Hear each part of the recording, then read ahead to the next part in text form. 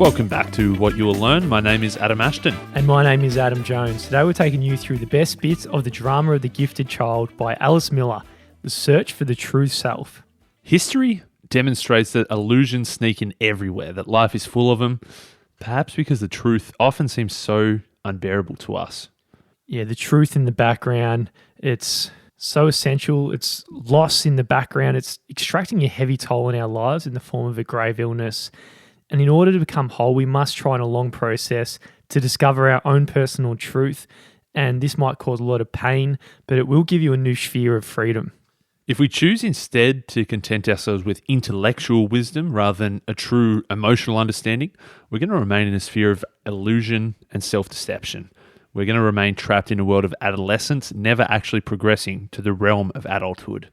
So in this episode, we're talking a lot about the damage that's done during our childhood. And a lot of that damage, early days, it can't be undone, but because we can't change anything in the past, but we can, however, change ourselves and we can repair ourselves and gain our lost integrity by choosing to look more closely at what is delving deep in our unconscious. Most people do the wrong thing without realizing that the past is constantly determining their present actions. They avoid learning anything about their history and they continue to live in their repressed childhood situation, ignoring the fact that they're no longer living in the childhood. And they're continuing to fear and avoid dangers that probably back in the day were real, but they haven't been real for a long time. They're just living out a fantasy world. Now, this book, The Drama of the Gifted Child, it can be a quite powerful read for some people. I think we've both come across a lot of people where this is the most influential book in their lives. It might touch a few heartstrings for a lot of people reading and be somewhat transformational. So the path as you read or hear this, it might not be easy, but it's really the only route to just face what's happened in the past, and we can at least leave behind the cruel, invisible prison that we had in our childhood. And we can continue to transform ourselves as the unaware victims of the past into responsible individuals in the present who are aware of our past and are able to live with it. Most of us have this general belief that our childhood was all happy and protected, but when Alice takes people through therapy, a lot of the time, as you peel back the onion, a totally different image of their childhood becomes apparent. At the beginning of a child's life, they have a primary need to be regarded and respected as a person they really are at any given time. And when we say, who they really are at any given time, we're talking about the emotions, the sensations, and all their expression from the first day onwards. So there's really two pathways from day dot as a child entering the earth. The first scenario is individuation and autonomy. So this is where the child is respected as they are at the given time. They're in an atmosphere of respect and tolerance for their own feelings, and they're in an environment where they can accomplish the steps towards this individuation and autonomy. And this can only happen if the parents themselves had grown up in this atmosphere. Yeah, if the parent had grown up in an atmosphere like that, they're going to be able to provide an atmosphere like that for their child. And this is going to assure that the child has the protection, the respect, the tolerance that they need in order to develop trust, and then for the child to then develop into an individual, have a bit of autonomy, and sort of progress through their maturation. That's scenario one. That's the goal, of course. Scenario two, if the parent themselves didn't reach a level of individuation and autonomy, then that's going to spell some trouble for the child. So throughout this book and in this episode, we're referring to the mother, but this doesn't necessarily need to be the female or the mother. It could also be the father, or alternatively, it doesn't need to be the biological parent whatsoever. It can be the primary carer of the child. So this second scenario, Ashto, where the parents didn't reach individuation and autonomy, they start treating their child as their own possession. And what they're finding in the child is exactly what they didn't get from their own mother. And this is someone at their own disposal who could be used as an echo and who could be controlled. If the mother hasn't developed that level of individuation and autonomy, they're really wanting that child to be completely centered on them. As you said, that's what they missed from their own mother. So they're creating this child that is someone who's never going to desert them and someone who is going to give them their full attention and admiration at all times. So as a human being grows up under these circumstances, they're constantly going to be looking for what their parents could not give them at the appropriate time. And the search, of course, can never fully succeed since it relates to a situation that's all the way back in the past, namely at the time straight after birth or even early childhood. And this is where the child growing up was just to, substitute gratification for the parent. A newborn baby and even a small child, as humans, we're completely dependent on our parents. And we know that their love and their caring is absolutely essential to our existence. So as babies, we're really doing all that we can do to avoid losing them. If we lose our parents, we're totally cooked. We can't fend for ourselves. So we need to keep our parents. And what we often find is that means sacrificing our own emotions or feelings and instead doing things to please the parents to keep them around. Absolutely. So at this point, right, we've got a parent or a mother who is really completely reliant on the child behaving in a particular way to make the mother feel secure. And if you're sitting there as a child, right, you're probably not consciously thinking this. You want to get loved. And in this relationship with the parent, you have to behave in a way that suits the needs of the parents in order to get that love. So what the child is doing is growing up is playing a role in order to get love. But on the other hand, from the parent's point of view, it's really exploiting the child to fulfill their own needs in life. And this gives them a measure of existential security.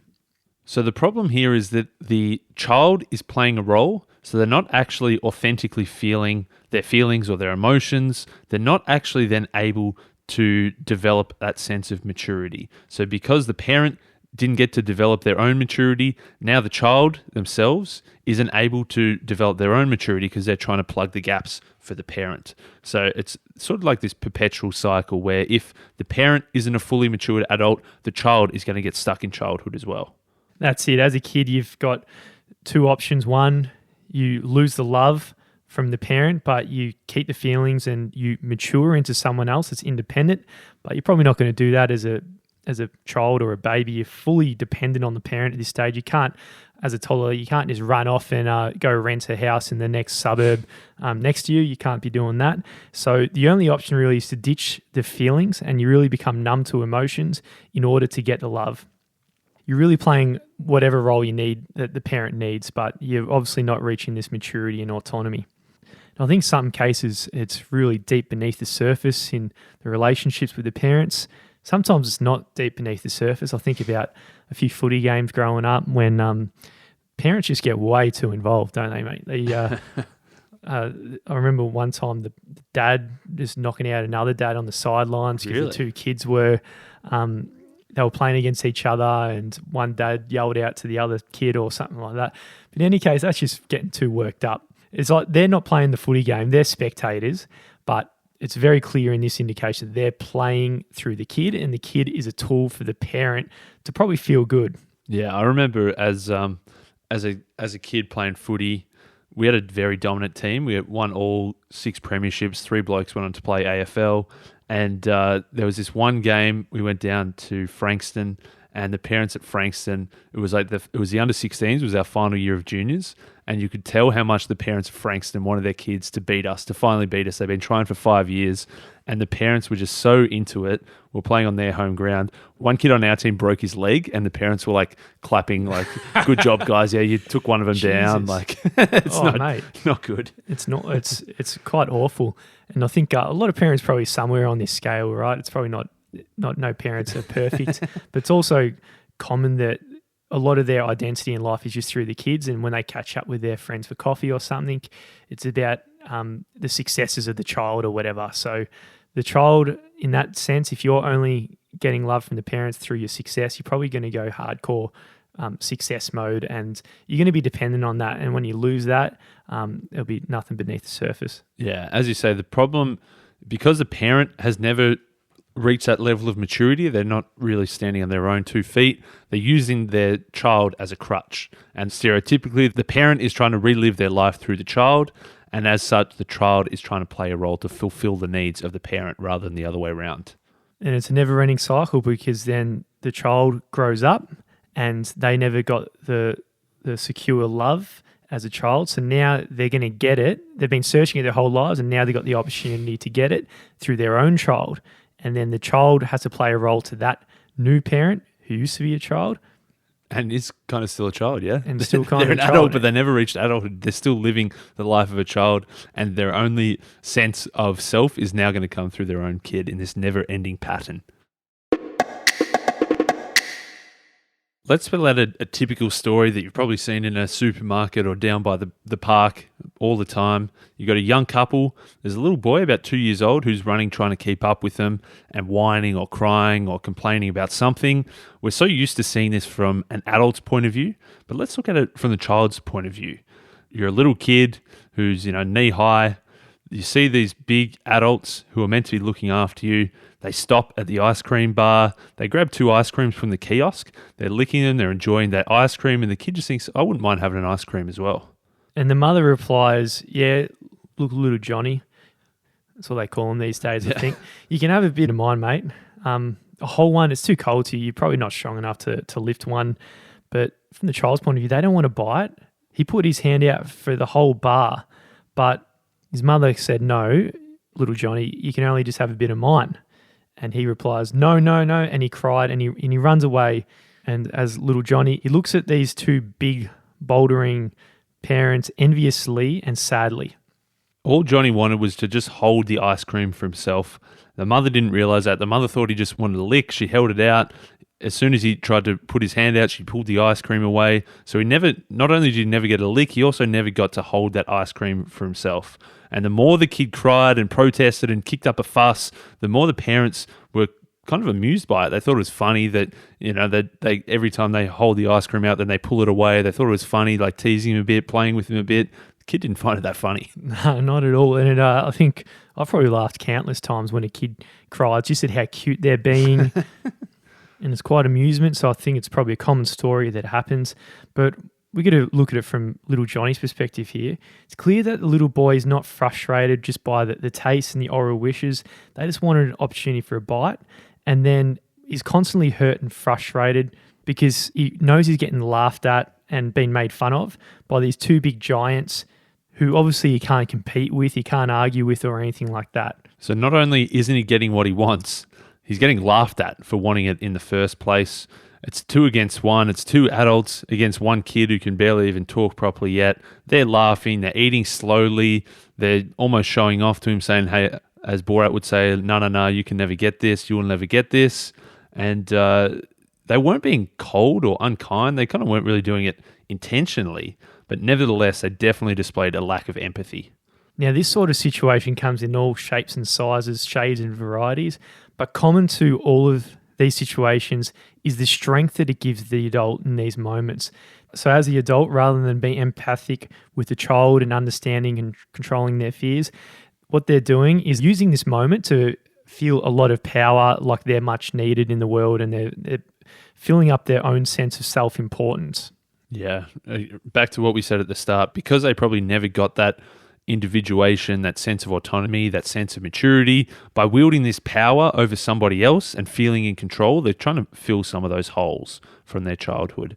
So it's absolutely urgent that people become aware to the degree to which this disrespect of children is persistently transmitted from generation to the next, perpetuating this destructive behavior. Yeah, because people say it's just because they're only children, that we're probably overblowing it here. It's quite trivial. The kids, come on, the kids crying, it's pretty cute. But what's going to happen in 20 years' time? Bad luck to Johnny's son. He's not getting an ice cream. Johnny's son's not getting ice cream either, and he's going to get laughed at. And Johnny's going to find his sense of power and importance through the next child in the next iteration. Johnny will probably load up. He'll have 10 or 12 ice creams at once because he's finally got that power and the control that he craved for as a kid.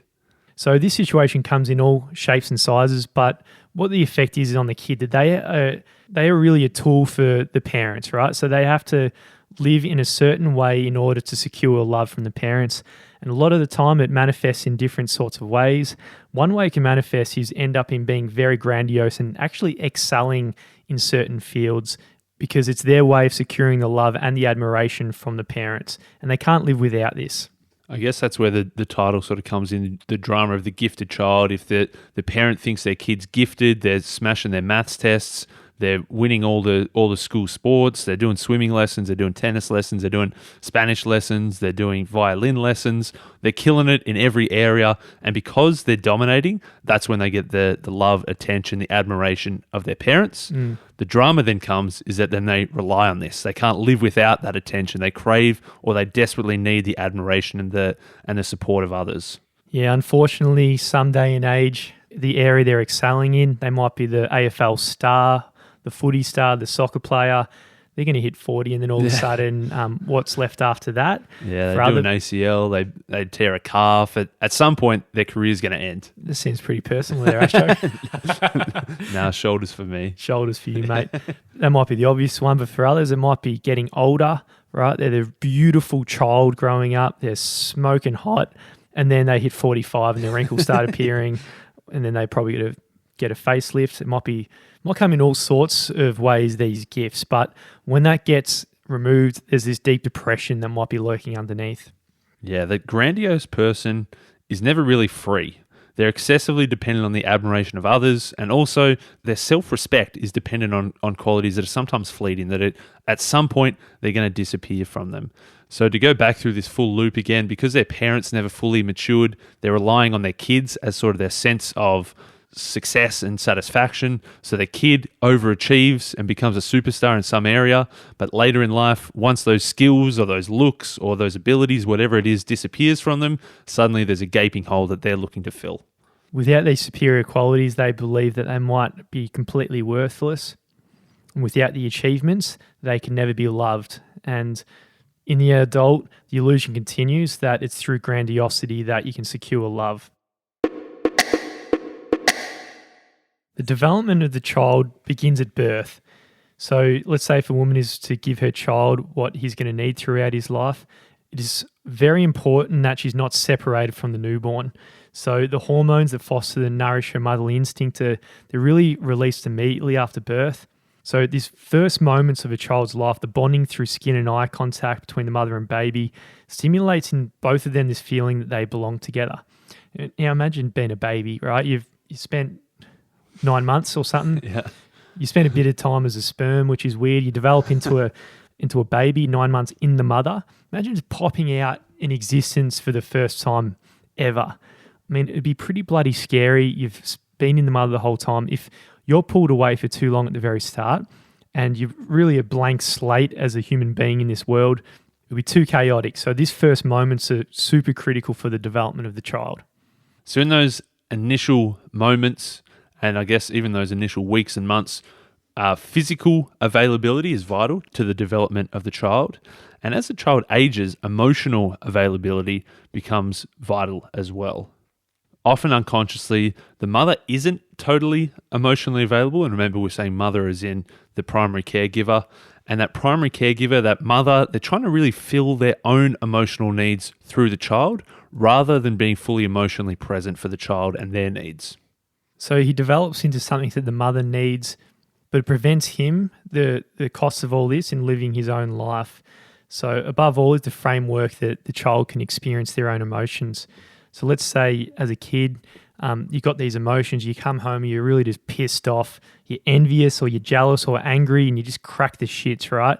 You've come last out of 20 races in the 100-meter sprint at school, and if you're able to come home and experience those emotions in front of the parents and still feel loved, that you lost and you failed in something and you got all these emotions, then you can develop. But a lot of kids, they might come home and they'll hide a lot of these emotions that end up numb. Yeah, the problem is if the kid thinks they're not going to get the full love and support of the parents, that's when they're going to hide it. That's when they're going to say, oh yeah, I did all right at running today. I was sort of mid-pack. Or they might say, oh, I dominated, I won, I'm a superstar. Whatever they think the parent needs to hear is what they're going to spin up the story of. Instead, if the child actually feels safe and feels like they can actually experience some of these emotions, they might actually tell them the truth. They might say it feels shit. Either they might come to their own conclusion and say, actually, it doesn't really matter to me that I came last in the running, or they might say, it really matters to me. I want to go do some training. Can you help me out? Whatever it is, they feel safe and secure to actually share their truest feelings and emotions, and that's really the only way to mature and develop. Now, when they hit the adulthood and they didn't have the right environment for the development as a kid. There's really only one way to fix the problem. Otherwise, it's going to be perpetual through the generations. And this is through therapy. And this is what Alice Miller does as a profession. This is what the whole book is essentially about. I think there's a lot of blogs out there. This is like the best psychologist book of all time sort of stuff. But she's got a pretty interesting story of a mother, for example, who came to her with her own issues. So this mother who had come to see her, the mother of 4 children, she was about 35 at the time. At the start of their interactions, the mother said, I don't have too many memories from childhood. I remember a pretty decent relationship with my mother. That's what Alice says it generally starts off like. They paint the picture as being happy, or they don't remember a whole lot, but on the whole, it was quite positive. And she actually described her own mother as being quite affectionate, a warm-hearted woman who spoke openly about her troubles. But then Barbara, who was seeing Alice, she reported that her mother had always been proud of her, but now her mother had become old. She was actually getting pretty crook herself, and Barbara was getting pretty concerned about her health. So through sessions and sessions of therapy, the picture of her mother as a child, it started to change. So above all these memories started popping up of toilet training, weird things like that entered consciousness. And all of a sudden, remembering that, the mother was demanding, cold, manipulative, petty, obsessive, easily offended and hard to please. And many other memories like this started popping up, and all of a sudden a different memory of the mother started to appear in her consciousness. So Barbara started to connect some of these memories now, and this was actually painting a bit of a more accurate picture and revealing some of the real reasons for a long suppressed anger. And she was actually starting to discover what her mother was really like, not what her illusions and her memories were trying to tell her. She realized that when her mother had felt insecure in relation to her, she had in fact often been cold or treated her badly. The mother's anxious concerns for the child had served to ward off against aggression and envy. Since the mother had often been humiliated as a child, she needed to feel valued by her daughter.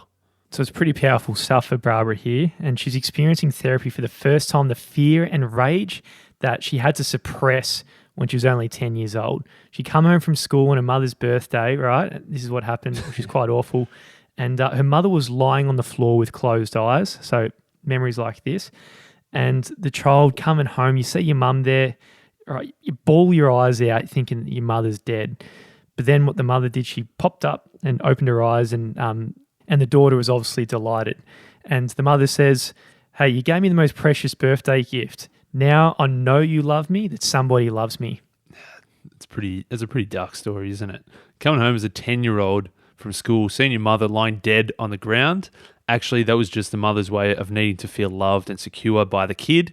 And at the time, Barbara was obviously pretty pissed off and pretty upset by this whole experience, but she had to hide it because the mother really needed Barbara to play a certain role. Barbara had to bury her emotions deep down inside. It wasn't until she relived it through therapy, decades later, that she could actually remember what happened. She could actually start to experience some of those emotions that she needed to feel in order to mature properly.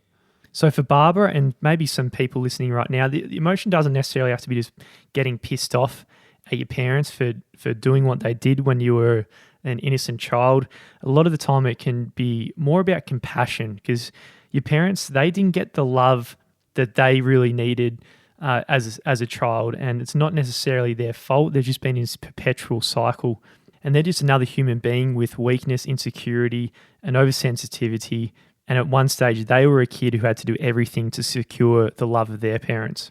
So Barbara had gone, sort of relived and re-experienced the things that she needed to experience, and could actually start to pull herself out of the world of illusions and false memories and plant herself back into the world of reality, having a true emotional understanding of all these things that she went through. So through therapy, we can all sort of experience some of these things for ourselves. It makes it possible to return to our own world of feelings, but also now to progress to the adult level. We're not getting trapped in childhood or in adolescence. We're actually able to understand what's happened and now start to move forward. We're not going to change the past, but by truly understanding it, we can start to change the present and the future.